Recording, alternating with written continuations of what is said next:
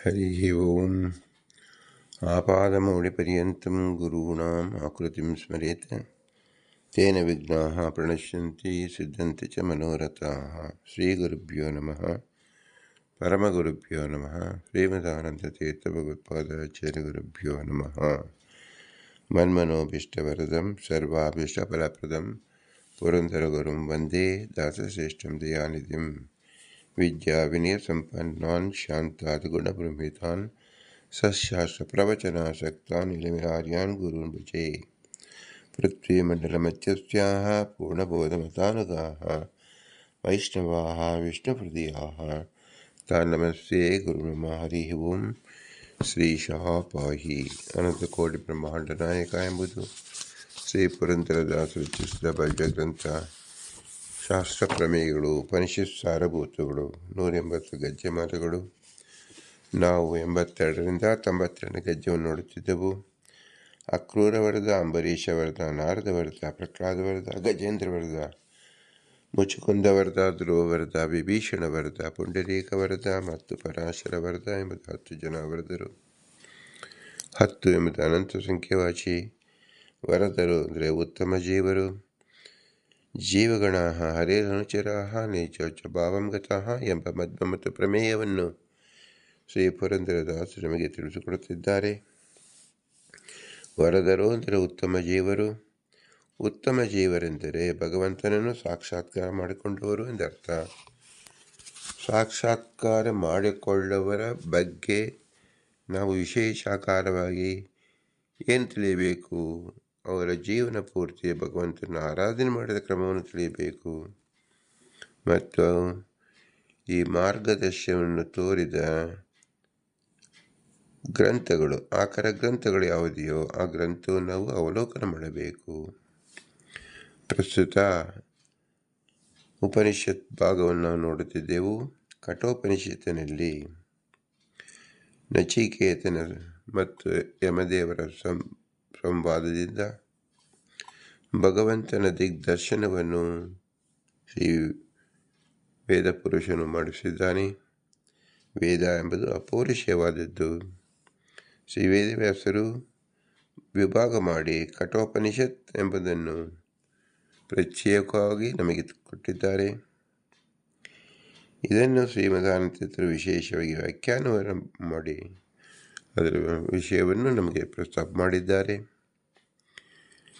ಕಾಟಕೋಪನಿಷತ್ತಿನ ಮೊದಲನೇ ವಲ್ಯ 15 ಮತ್ತು 16ನೇ ಮಂತ್ರ ಎಲ್ಲ ಜೀವರ ಚಕ್ಷಸ್ಸು ಮತ್ತು ಉಪಾಸನೆ ಮಾರ್ಗವನ್ನು ತಿಳಿಸಿಕೊಡ್ತಾ ಇದೆ. ಸರ್ವೇ ವೇದಾಃ ಯತ್ ಪದಮಾಮನಂತಿ ತಪಾಂಸಿ ಸರ್ವಾಣಿ ಚ ಯದ್ವದಂತಿ ಯದಿಚ್ಛತೋ ಬ್ರಹ್ಮಚರ್ಯಂ ಚರಂತಿ ತತ್ತೇ ಪದಂ ಸಂಗ್ರಹೇಣ ಬ್ರವೀಮಿ ಓಂ ಇತ್ಯೇತತ್.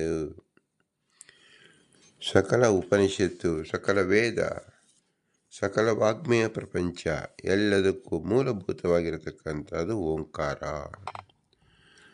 ಓಂಕಾರ ಎಂಬುದು ಕೇವಲ ಒಂದು ಶಬ್ದವಲ್ಲ, ಅನಂತ ಶಬ್ದಗಳಿಂದ ಒಳಗೊಂಡಿರತಕ್ಕಂಥ ಸಂಯುಕ್ತಾಕ್ಷರವೂ ಹೌದು, ವಾಕ್ಯ ರೂಪವೂ ಹೌದು, ಗ್ರಂಥ ರೂಪವೂ ಹೌದು. ಇದನ್ನು ವಿಶೇಷಾಕಾರವಾಗಿ ತಿಳಿಸ್ಕೊಡ್ತಾ ಇದ್ದಾರೆ. ಓಂಕಾರ ಅಂದರೆ ಭಗವಂತನ ಪ್ರತಿರೂಪವೇ ಆಗಿದೆ. ಓಂಕಾರ ಪ್ರತಿಪಾದ್ಯನಾದನು ಭಗವಂತ ಎಂಬುದು ನಾವು ತಿಳಿಯಬೇಕು. ಓಂಕಾರ ಎಂದರೆ ಗುಣಪೂರ್ಣ, ದೋಷದೂರ ಎಂಬುದಾಗಿಯೂ ತಿಳಿಯಬೇಕು. ಎಲ್ಲ ವೇದಗಳು ಯಾವ ಭಗವಂತನ ಸ್ವರೂಪವನ್ನು ಮುಖ್ಯವಾಗಿ ಬೋಧನೆ ಮಾಡುತ್ತಾ ಇದೆಯೋ, ಯಾವ ಭಗವಂತನ ಪ್ರೀತಿಗೋಸ್ಕರ ಎಲ್ಲ ಕರ್ಮಗಳನ್ನು ಕೂಡ ವೇದಗಳು ವಿಧಿಸಿವೆಯೋ, ಯಾವ ಭಗವಂತನ ಪ್ರೀತಿಯನ್ನು ಅಥವಾ ಜ್ಞಾನವನ್ನು ಅಪೇಕ್ಷೆ ಮಾಡುವರಾಗಿ ಮಹಾತ್ಮರು ಶ್ರವಣಾದಿ ರೂಪವಾದ ಮತ್ತು ಇಂದ್ರಿಯ ಜಯ ರೂಪವಾದ ಬ್ರಹ್ಮಚರ್ಯವನ್ನು ಕೈಗೊಳ್ಳುವರೋ ಅಂತಹ ಭಗವಂತನ ಸ್ವರೂಪವನ್ನು ನಾನು ನಿನಗೆ ಸಂಕ್ಷೇಪವಾಗಿ ಹೇಳುತ್ತೇನೆ ಎಂದು ಯಮಧರ್ಮರಾಜರು ನಚಿಕೇತನಿಗೆ ಉಪದೇಶ ಮಾಡಿದ ಭಾಗ ಇದು.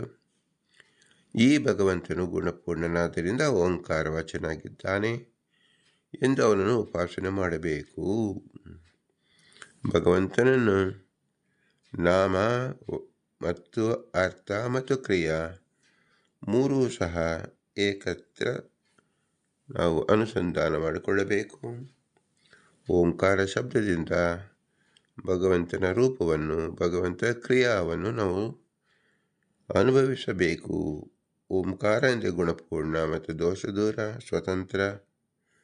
ಓಂಕಾರ ಎಂದು ಸಕಲ ವೇದದಿಂದ ಗಮ್ಯನಾದವನು ಎಂದು ತಿಳಿಯಬೇಕು. ಅದನ್ನು ಉಪನಿಷತ್ತು ವಿಶೇಷಾಕಾರವಾಗಿ ನಮಗೆ ತಿಳಿಸ್ತಾ ಇದೆ. ಏತದ್ವೈ ಅಕ್ಷರಂ ಬ್ರಹ್ಮ, ಏತದ್ವೈ ಅಕ್ಷರಂ ಪರಂ, ಏತದ್ವೈ ಅಕ್ಷರಂ ಜ್ಞಾತ್ವಾ ಯೋ ಯದಿಚ್ಛತಿ ತಸ್ಯ ತತ್. ಈ ಓಂಕಾರ ವಾಚನಾದ ಭಗವಂತನೇ ಅವಿನಾಶಿಯೂ ಗುಣಪೂರ್ಣನು, ಇವನೇ ಸರ್ವೋತ್ತಮನು. ಆದ್ದರಿಂದ ಇಂತಹ ಭಗವಂತನ ಸ್ವರೂಪವನ್ನು ತಿಳಿದಿರುವವನು ಯಾವುದನ್ನು ಇಚ್ಛಿಸುತ್ತಾನೆಯೋ ಅದು ಅವನಿಗೆ ಲಭಿಸುತ್ತದೆ. ಓಂಕಾರ ಎಂಬತಕ್ಕಂಥದ್ದು ಕಲ್ಪವೃಕ್ಷ ಕಾಮಧೇನುವಿನಿಂದ ಅತಿಶಯವಾದದ್ದು.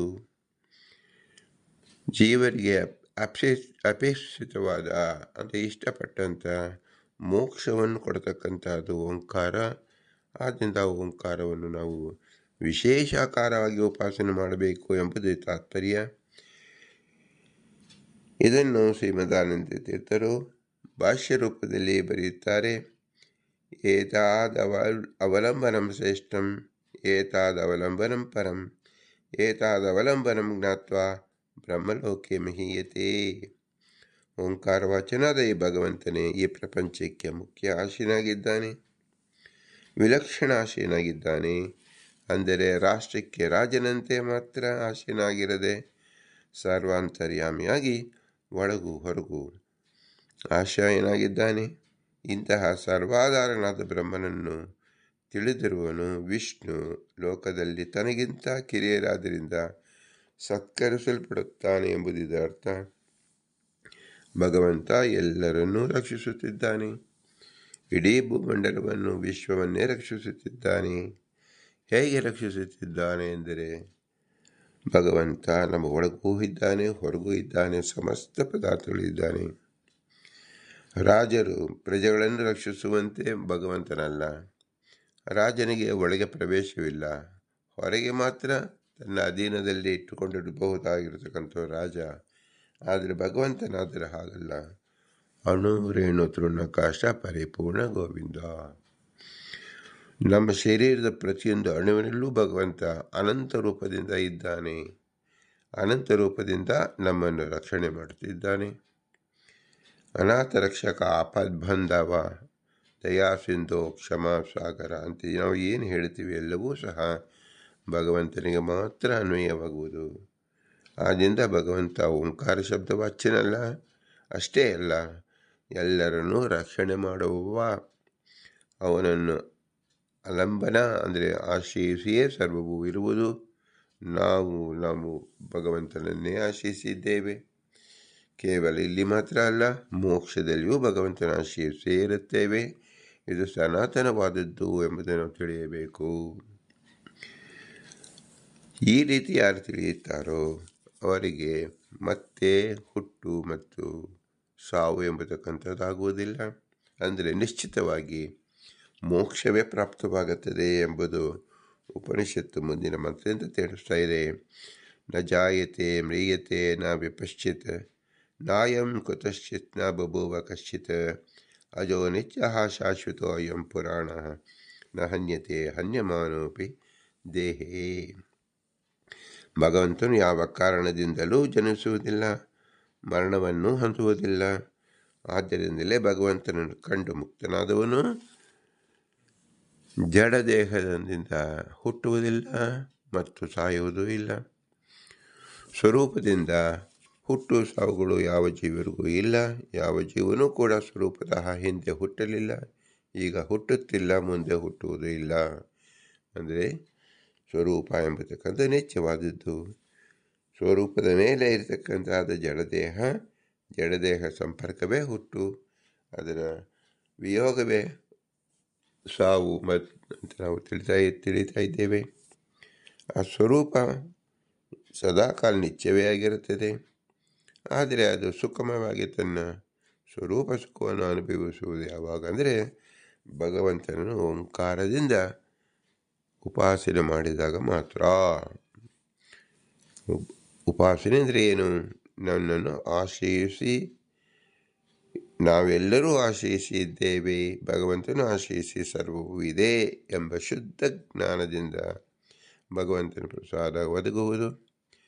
ಜಡದೇಹವನ್ನು ಹೊಂದಿರುವ ಜೀವನು ಕೂಡ ಸ್ವರೂಪತಃ ಜನರ ರಹಿತನಾಗಿದ್ದಾನೆ, ಮರಣರಹಿತನಾಗಿದ್ದಾನೆ ಮತ್ತು ವಿಕಾರರಹಿತನಾಗಿದ್ದಾನೆ. ತನ್ನ ಶರೀರವು ನಾಶವಾದರೂ ಕೂಡ ತಾನು ನಾಶವಾಗುವುದಿಲ್ಲ.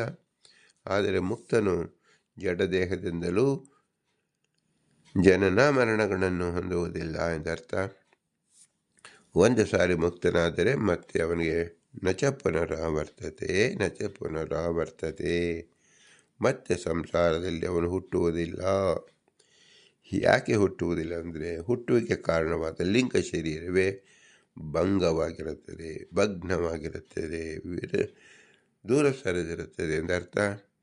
ಇದು ಯಾರಿಂದ ಸಾಧ್ಯವಾಗುತ್ತೆ? ಭಗವಂತನ ದಯೆಯಿಂದ ಸಾಧ್ಯವಾಗುತ್ತದೆ. ಭಗವಂತನ ಯಥಾಪ್ರಕಾರವಾಗಿ ಅದೇ ಯಥಾರ್ಥವಾಗಿ ತಿಳಿಯುವುದೆಂದು ಸಾಧ್ಯವಾಗಿದೆ ಎಂದರ್ಥ. ಇಲ್ಲಿ ಜನನ ಮರಣಗಳೆಂದರೆ ಜೀವನ ಸ್ವರೂಪದ ಉತ್ಪತ್ತಿ ನಾಶಗಳಲ್ಲ. ಸ್ವರೂಪದಿಂದ ಉತ್ಪತ್ತಿ ನಾಶಗಳು ಯಾವ ಜೀವರಿಗೂ ಇಲ್ಲ. ಬಾಹ್ಯವಾದ ಜಡದೇಹವನ್ನು ಪಡೆಯುವುದು ಜನನ, ಆ ದೇಹವನ್ನು ಕಳೆದುಕೊಳ್ಳುವುದು ಮರಣ. ಇದು ಸಂಸಾರವಸ್ಸಿರಿ ಜೀವರಿಗೆ ಇದೆ, ಭಗವಂತನಿಗೆ ಇಲ್ಲ. ಅಂದರೆ ಅವನು ಜಡದೇಹವನ್ನು ಪಡೆಯುವುದಿಲ್ಲ, ಜಡದೇಹದ ನಾಶವೂ ಅವನಿಗೆ ಇಲ್ಲ. ಅಂದರೆ ತನ್ನ ಸ್ವರೂಪಕ್ಕಿಂತ ವ್ಯತಿರಿಕ್ತವಾದ ದೇಹವು ಭಗವಂತನಿಗೆ ಇಲ್ಲ. ಆದ್ದರಿಂದ ದೇಹದಿಂದ ಉತ್ಪತ್ತಿ ನಾಶರೂಪವಾದ ಜನನ ಮರಣಗಳು ಭಗವಂತನಿಗೆ ಇಲ್ಲ. ಸ್ವರೂಪತಃ ಜನನ ಮರಣಗಳಂತೂ ಇಲ್ಲವೇ ಇಲ್ಲ. ಇಂತಹ ಭಗವಂತನ ಉಪಾಸನೆ ಮಾಡುವುದರಿಂದಲೇ ಮುಕ್ತ ಜೀವನಿಗೆ ಈ ಎರಡು ರೀತಿಯ ಜನನ ಮರಣ ಇವುಗಳಿಲ್ಲದಂತಾಗುತ್ತದೆ. ಉಪಾಸನೆಗೆ ಅನುಗುಣವಾಗಿ ಅವರು ಎಲ್ಲ ಜೀವರು ಫಲವನ್ನು ಹೊಂದುತ್ತಾರೆ ಎಂಬುದರ್ಥ. ಇದನ್ನು ಅತಿ ಸುಸ್ಪಷ್ಟವಾಗಿ ಶ್ರೀಮದಾನಂದ ತೀರ್ಥರು ನಮಗೆ ತಿಳಿಸ್ಕೊಡ್ತಾ ಇದ್ದಾರೆ. ದೇಹೋತ್ಪತ್ತಿ ವಿನಾಶಾಖ್ಯವು ಜ್ಞಾನಿನೋ ಅಪಿ ಉದ್ಭವವು ನ ಕುತಶ್ಚಿದ್ಯತೋ ವಿಷ್ಣು ಜಾಯತೆ ತಸ್ತದೀಕ್ಷಣಾತ್ ಭಾವೋ ನ ವಿದುಷಃ ಯಸ್ಮಾಜೀವೋ ನ ಕಶ್ಚನ ಜಾಯತೆ ಮ್ರಿಯತೆ ವಾಪಿ ಸ್ವರೂಪೇಣ ಕಥಂಚನ ಅಜೋ ನಿತ್ಯ ವಿಕಾರಸ್ಯ ಜೀವ ಪರಮ ಅಣನ್ನಪಿ. ದೇಹೋತ್ಪತ್ತಿ ವಿನಾಶಾಖ್ಯೋ ಜ್ಞಾನಿನೋಪಿ ಉಭೌ ನ ಕುತಶ್ಚಿದ್ಯತೋ ವಿಷ್ಣು ನ ಜಾಯತೆ ತದೀಕ್ಷಣಾತ್ ಭಾವನ ವಿದುಷಃ ಯಸ್ಮಾಜ್ಜೀವನ ಕಶ್ಚನ ಜಾಯತೆ ಮ್ರಿಯತೆ ವಾಪಿ ಸ್ವರೂಪೇಣ ಕಥಂಚನ ಅಜೋ ನಿತ್ಯಾವಿಕಾರಸ್ಯ ಜೀವ ಪುರಂ ಅಣನ್ನಪಿ. ಜ್ಞಾನಿಗೂ ಕೂಡ ವಿಷ್ಣುವಿನಂತೆಯೇ ದೇಹ ಉತ್ಪತ್ತಿ ವಿನಾಶ ರೂಪವಾದ ಜನನ ಮರಣಗಳು ಇಲ್ಲ. ಏಕೆಂದರೆ ವಿಷ್ಣುವು ಯಾವ ಕಾರಣದಿಂದಲೂ ದೇಹದಿಂದ ಹುಟ್ಟುವುದಿಲ್ಲ, ಮರಣವನ್ನು ಹೊಂದುವುದಿಲ್ಲ. ಅಂತಹ ವಿಷ್ಣುವಿನ ಉಪಾಸನೆಯಿಂದ ಜ್ಞಾನಿಯಾದವನಿಗೆ ದೇಹ ಉತ್ಪತ್ತಿ ವಿನಾಶ ರೂಪವಾದ ಜನನ ಮರಣಗಳು ಇಲ್ಲದಂತಾಗುವುದು ಸಹಜ. ಯಾವ ಜೀವನೂ ಕೂಡ ಸ್ವರೂಪತಃ ಹುಟ್ಟುವುದು, ಸ್ವರೂಪತಃ ಸಾಯುವುದು ಇಲ್ಲ. ಆದ್ದರಿಂದ ಜ್ಞಾನಿಯಾದವನಿಗೆ ದೇಹ ಉತ್ಪತ್ತಿ ವಿನಾಶ ರೂಪವಾದ ಜನನ ಮರಣಗಳು ಇಲ್ಲವೆಂದಾಗುವುದೇ ವಿಶೇಷ. ದೇಹವನ್ನು ಹೊಂದಿರುವ ಜೀವನು ಕೂಡ ಸ್ವರೂಪತಃ ಜನನ ರಹಿತನಾಗಿದ್ದಾನೆ, ಸ್ವರೂಪತಃ ಮರಣರಹಿತನಾಗಿದ್ದಾನೆ, ನಿತ್ಯನಾಗಿದ್ದಾನೆ ಎಂದರ್ಥ. ವಿಕಾರರಹಿತನಾಗಿದ್ದಾರೆ ಎಂಬುದಾಗಿ ಮಹಾವರಾಹ ಪುರಾಣದಲ್ಲೂ ಸಹ ತಿಳಿಸಲಾಗಿದೆ. ಅದನ್ನಿನ್ನೂ ಸ್ಪಷ್ಟ ಮಾಡುತ್ತಿದ್ದಾರೆ ಶ್ರೀಮದಾನಂದ ತೀರ್ಥರು. ಅಯಂ ಭಗವಾನ್ ಕುತೋಪಿ ನ ಬಭೂವೋ ಯಸ್ಮಾದತಃ ತದೇತತ್ ಅಪಿ ವಿಪಶ್ಚಿತ್ ನ ಜಾಯತೆ ನ ಮ್ರಿಯತೆ ಯತಃ ಕಶ್ಚಿತ್ ಜೀವೋ ಸ್ವತಃ ನ ಬಭೂವ. ದೇಹ ಸಂಬಂಧಾದಿ ಜಾಯತೆ ವಿಪತ್ತಶ್ಚು ದೇಹ ಸಂಬಂಧ ಭಾವಾತ್ ನ ಜಾಯತೆ ನ ಮ್ರಿಯತೆ ಚ. ಭಗವಂತನಂತೆ ಜೀವರು ನಿತ್ಯರಾಗಿದ್ದಾರೆ. ಭಗವಂತನು ಆಶ್ರಯಿಸಿ ಜೀವನು ನಿತ್ಯ. ಜೀವ ಅಂತ ಹೇಳಿದಾಗ ಸ್ವರೂಪ ಮತ್ತು ಲಿಂಗ ಶರೀರದ ಮೇಲೆ ಬಾಹ್ಯ ಶರೀರವಿರುತ್ತದೆ.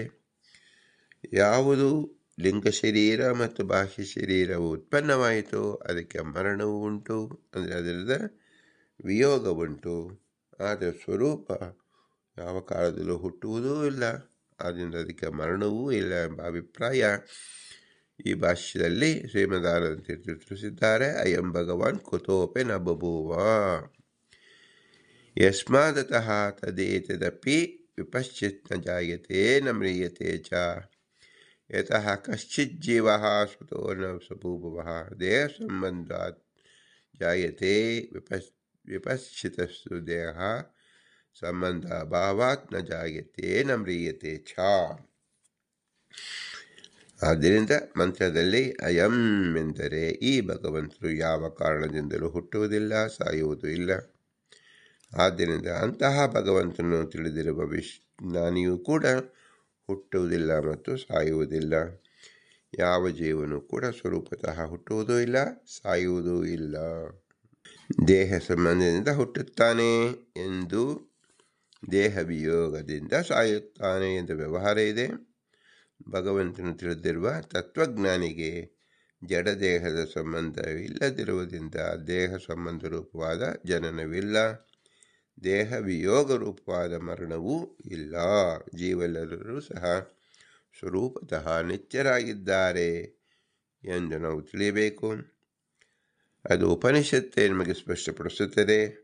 ಹಂತ ಚೇನ್ ಮನ್ಯತೆ ಹಂತು, ಹತಶ್ಚೇನ್ ಮನ್ಯತೆ ಹತ್ತಂ, ಉಭೌ ತೌ ನ ವಿಜಾನೀತಃ ನಾಯಂ ಹಂತಿ ನ ಹನ್ಯತೆ. ಜೀವನ ಲಕ್ಷಣ ಏನು? ಸ್ವರೂಪದ ಲಕ್ಷಣ. ಕೊಲ್ಲುವವನು ಜೀವನನ್ನು ನಾಶಪಡಿಸುತ್ತಿದ್ದೇನೆ ಎಂಬುದಾಗಿ ತಿಳಿದರೆ, ಕೊಲ್ಲಲ್ಪಡುವವನು ಸ್ವರೂಪತಃ ತಾನೇ ನಾಶವನ್ನು ಹೊಂದುತ್ತಿದ್ದೇನೆ ಎಂಬುದಾಗಿ ತಿಳಿದುಕೊಂಡರೆ ಅವರಿಬ್ಬರು ಭ್ರಾಂತರಾಗುತ್ತಾರೆ.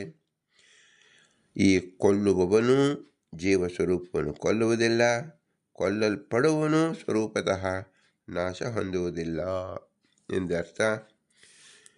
ಇದರ ವಿವರಣೆ ಏನು? ಇನ್ನೊಬ್ಬನ ದೇಹವನ್ನು ನಾಶಪಡಿಸಬಹುದೇ ಹೊರತು ಇನ್ನೊಬ್ಬನನ್ನು ನಾಶಪಡಿಸಲು ಸಾಧ್ಯವಿಲ್ಲ. ಇನ್ನೊಬ್ಬನ ದೇಹ ಬೇರೆ, ಇನ್ನೊಬ್ಬ ಸ್ವರೂಪ ಬೇರೆ ತಿಳಿಬೇಕು. ಆದ್ದರಿಂದ ಅವನ ಶರೀರವನ್ನು ನಾಶಪಡಿಸಿ ಅವನನ್ನೇ ನಾಶಪಡಿಸಿದ್ದೇನೆ ಎಂದು ತಿಳಿದರೆ, ಅಥವಾ ತನ್ನ ಶರೀರವು ಇನ್ನೊಬ್ಬನಿಂದ ನಾಶವಾದ ಮಾತ್ರಕ್ಕೆ ನಾನೇ ನಾಶವನ್ನು ಹೊಂದಿದೆ ಎಂದು ತಿಳಿಯುವುದಾದರೆ ಈ ತಿಳುವಳಿಕೆಗಳು ಯಥಾರ್ಥ ಜ್ಞಾನಗಳಲ್ಲ, ಅವು ಭ್ರಾಂತಿಗಳೇ ಸರಿ.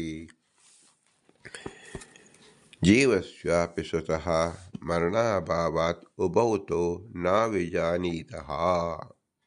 ಜೀವನು ದೇಹವಿಯೋಗ ರೂಪವಾದ ಮರಣವುಳ್ಳವನಾದರೂ ಕೂಡ ಸ್ವರೂಪತಃ ಮರಣರಹಿತನಾಗಿರುವುದರಿಂದ ನಾನು ಅವನನ್ನು ಸ್ವರೂಪತಃ ಕೊಂದೆ ಎಂದು ತಿಳಿದಿರುವವನು, ಅವನಿಂದ ನಾನು ಸ್ವರೂಪತಃ ಕೊಲ್ಲಲ್ಪಟ್ಟೆ ಎಂದು ತಿಳಿದಿರುವವನು ಇಬ್ಬರು ಯಥಾರ್ಥ ಜ್ಞಾನಿಗಳಲ್ಲ, ಇಬ್ಬರು ಭ್ರಾಂತರು ಎಂದು ಹೆಸರು. ಭಗವಂತ ನಿತ್ಯ, ಜೀವರು ನಿತ್ಯರಾಗಿದ್ದಾರೆ. ಭಗವಂತ ಸ್ವತಂತ್ರನಾಗಿದ್ದಾರೆ, ಜೀವರು ಅಸ್ವತಂತ್ರರಾಗಿದ್ದಾರೆ. ಅಸ್ವತಂತ್ರನಾದವನಿಗೆ ದುಃಖಿಗಳಾಗಿದ್ದಾರೆ ಮತ್ತು ತಮ್ಮ ಅನಾದಿ ಕಾಮಕರ್ಮದಿಂದ ಸಂಸಾರಾವಸ್ಥೆಯಲ್ಲಿರುತ್ತಾರೆ, ಸುಷುಪ್ತಾವಸ್ಥೆಯಲ್ಲಿರುತ್ತಾರೆ. ನಂತರದಲ್ಲಿ ಸಾಧನೆ ಮಾಡಿಕೊಂಡು ಮೋಕ್ಷಕ್ಕೆ ಹೋಗುತ್ತಾರೆ.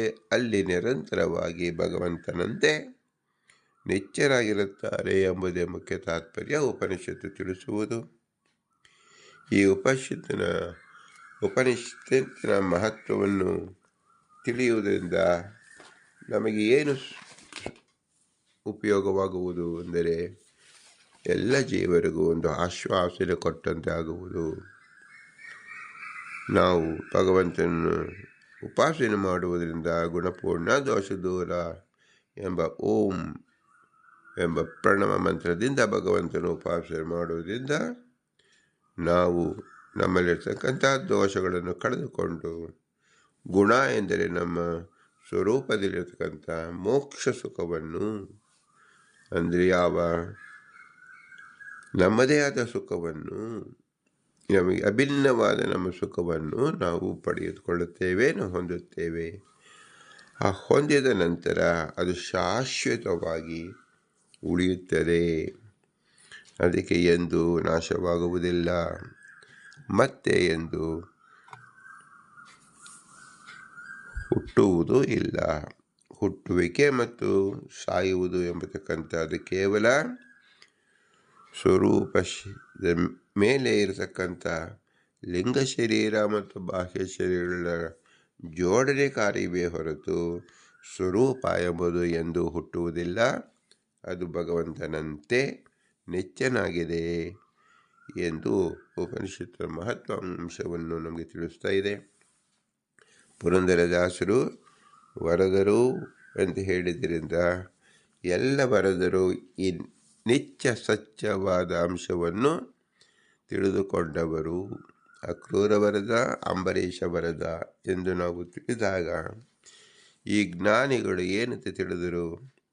ಭಗವಂತನೇ ತಾವು ನಿತ್ಯರಾಗಿದ್ದಾರೆ, ನಮ್ಮಲ್ಲಿ ಸುಖವಿದೆ, ಆ ಸುಖವನ್ನು ಹೊಂದುವುದೇ ಮೋಕ್ಷ.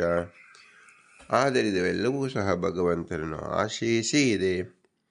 ಭಗವಂತನ ಅನುಗ್ರಹದಿಂದ ನಮಗೆ ಮೋಕ್ಷ, ನಮ್ಮ ಸುಖವನ್ನು ಭಗವಂತ ಕೊಡುತ್ತಾನೆ ಎಂಬ ಅನಿಶ್ಚಿತವಾದ ಜ್ಞಾನವನ್ನು ಹೊಂದಿದವರು ವರದರು.